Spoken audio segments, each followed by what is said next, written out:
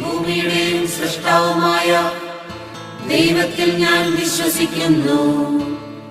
അവിടുത്തെ ഏകപുത്രനും ഞങ്ങളുടെ കർത്താവുമായ ഈശോ മിശിഹായിലും ഞാൻ വിശ്വസിക്കുന്നു.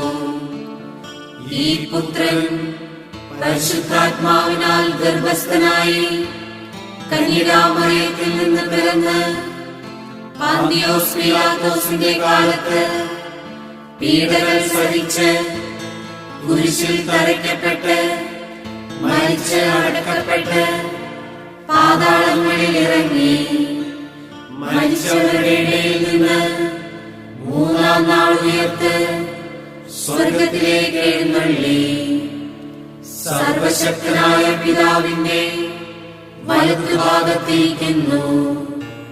അവിടെ നിന്ന് ജീവിക്കുന്നവരെയും മരിച്ചവരെയും വിധിക്കുവാൻ